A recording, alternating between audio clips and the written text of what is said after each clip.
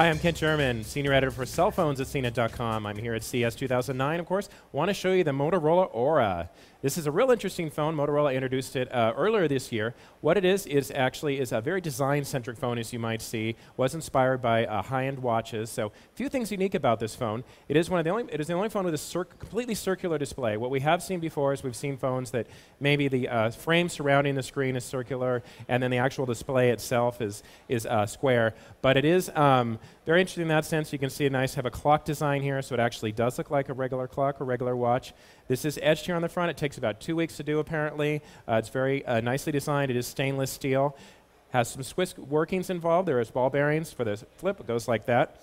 You might think this phone looks like the V70, which is a Motorola that they had quite a few years ago. Same sort of thing where you had the kind of a big round section up here and then a smaller section that flipped up. Of course, this does have the circular display. The Motorola V70 did not. One thing that's interesting is you can see here on the back, there are you can see the gears inside, so you can see the phone as it turns. I can say that it feels very solid, very sturdy. I can't imagine this phone wearing out over time. It's a lot of phones that have the swivel design. We've seen those before. Swivels tend to fall out or tend to wear out over time that I've discovered. I had a Sony Ericsson that was a swivel, and it just broke pretty quickly. So this is nice. It definitely feels solid in the hand. It is a bit heavy. Certainly not a phone that you could slip in a pocket, but certainly not a phone that you'd want to slip in a small purse around the pocket because it does feel a little weighty. But of course, with that with that heaviness, you do get a very solid phone, very sturdy, so I do like it in that sense. It does have a camera. It is 2 megapixel. Has a music player. If you flip up the phone like that, you can see that they have a nice menu design. Can't make calls on this because there's not an active SIM in it.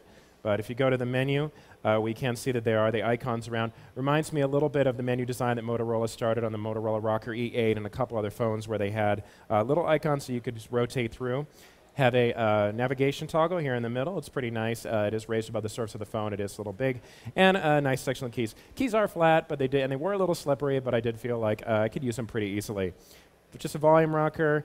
There is a memory card. It is behind the battery, or it is behind the battery cover, which I'm not the biggest fan of, but does nice to have the memory. Has all the features you might expect, sort of a mid-range feature set. Has that megapixel camera, has a music player, has organizer features, and has messaging and email and things like that. So. Pretty interesting phone, pretty flashy, pretty fashionable.